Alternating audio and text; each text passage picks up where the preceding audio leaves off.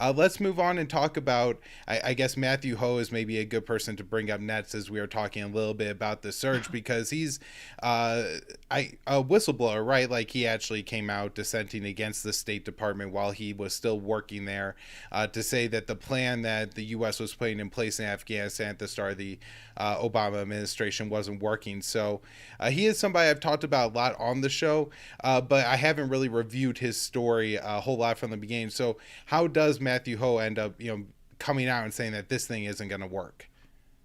Yeah, and let me just preface that Matthew Hoh is someone who I'm glad has been able to make the rounds on several podcasts. I was able to host him twice in the last couple of months on my podcast, the Unauthorized Disclosure show, which I co-host with Rania Khalek.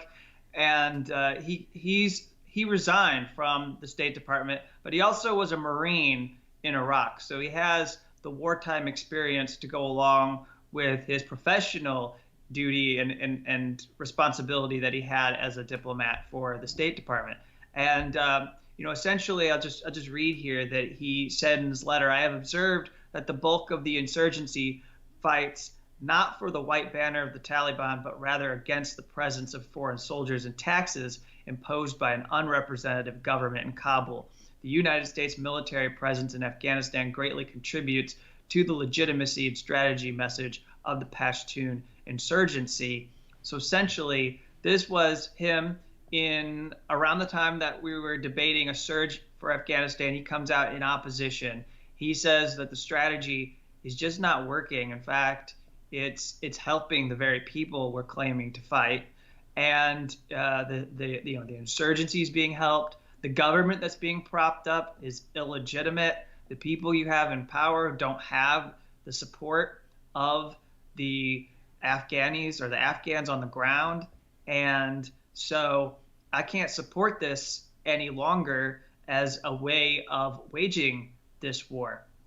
I note that he's quoted in Jeremy Scahill's expansive and comprehensive work, Dirty Wars, where he describes how the Joint Special Operations Command Forces were in Afghanistan chasing after mid-level Taliban leaders who posed no threat to the United States. We found ourselves in this special operations form of attrition warfare. And so essentially, back then, even he could tell, but he recognized that people in our U.S. government wouldn't acknowledge this, that the Taliban's not really the threat.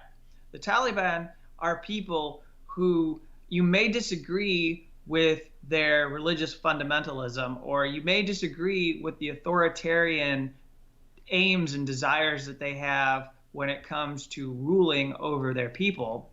But fundamentally, they do not pose the kind of threat to the United States or neighboring countries in the way that, let's say, Al-Qaeda or ISIS would. Because as we're beginning to learn in the last weeks here, the Taliban is a group that wants to govern Afghanistan. They want respectability. You may not like their ideology, but they do not want to be involved in, massacring and just killing people wantonly. They're not out to just shock people in the way that ISIS or Al-Qaeda would. Yeah, absolutely. The Taliban just aren't international jihadists and really never have been. You have Scott Horton's book Enough already on your bookshelf behind you too, and in there he explains that Osama bin Laden was really a problem from the Taliban from the beginning, and they didn't really associate with what he was wanting to do, but he ends up launching the attack from there. But it is interesting that it's really only in the past couple of weeks that it's even seeped into the mainstream media at all that the U.S. had any kind of ties with the Taliban to take out ISIS-K, and that ISIS-K and the Taliban aren't friends, although you will still hear people like H.R. McMaster or Matt Spook kind of imply that you never know, they might decide they hate America and team up against us to, try some fear-mongering.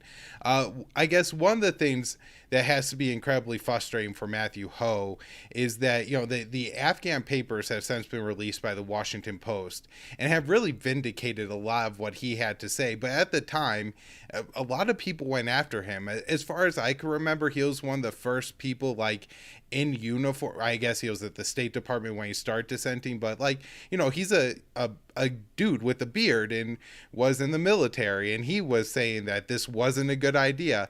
And up until then, maybe they had Chelsea Manning and Julian Assange, and there was some indication that people were dissenting, but it was Matthew Hoh, and that just seems so significant that it was a vet who, in uniform, who was saying no to this. He really stands out as someone opposing the surge. And you mentioned you seem to be alluding to the backlash. So I'll just tell you, and for anyone who's watching who isn't aware, that he did get invited early after he came forward to some of the more establishment media programs. I think he even was able to appear on, like, let's say MSNBC or CNN. But David Petraeus was bankrolling a firm that was going around and making calls to these media networks, or calling up these media organizations that might want to reference him as a source or use his punditry on the Afghanistan war, draw upon his experience and give him a platform. And because it was a threat to everything that David Petraeus stands for, and that is his failed doctrine of counterinsurgency that has never produced any success. It has zero success rate in the last couple decades that it has been employed by the United States. Because what he was saying was such a threat to David Petraeus, they were trying to keep him off air. And he says he was basically blacklisted. And only recently, he didn't really get invited back onto MSNBC, but he got to do Mehdi Hasan's program on Peacock, which is a streaming service. It's not really MSNBC, but he's sort of, because of the way the Afghanistan war has come to an end here with the withdrawal of U.S. forces, people are starting to be open to that perspective. And you're seeing, I think what you're pointing out here is that there is actually mainstream acceptance for what Matthew Hoh is saying. There's just a lot of people who have conflicts of interest and want to suppress the fact that there is mainstream acceptance. So I think for the last decade, we've been led to believe that this wasn't the consensus, because there were a whole lot of people who were war profiteers, or they were devoted to this military doctrine. They were true believers and wanted to see it to the bitter end. And they knew that their reputations would be threatened if everyone knew that this was the mainstream consensus, at least privately. I mean, we've seen it with the Afghanistan Papers, and then now it's actually a book that Craig Whitlock has managed to publish. And so you're seeing a bit more of this unraveling. So it's no longer that, like, David Petraeus and, let's say, Richard Haas at the Council on Foreign Relations and Richard Engel at NBC News get to be the people who form the narrative. There are other people who get brought in who undermine everything that we were told about this war. Yeah, I mean, that is a good point, but at the same time, Petraeus still does get on TV, even though, aside from being the loser of the Afghan War and, not really a great military commander, also, disgraced himself and passed very sensitive intelligence to his mistress. And so it's just, very interesting where you have this guy, Matthew Hoh, who I think the journalist who ran his, story when he initially leaked it said that one of the reasons she did it was because she talked to everybody and they just had like such high regard for the guy. And he struggles to even get on the streaming service, and still, you have people who are disgraced like Petraeus and really shouldn't be in, position to talk to the country. And yet, he's still on network TV, and just the contrast between the two is unbelievable and frustrating.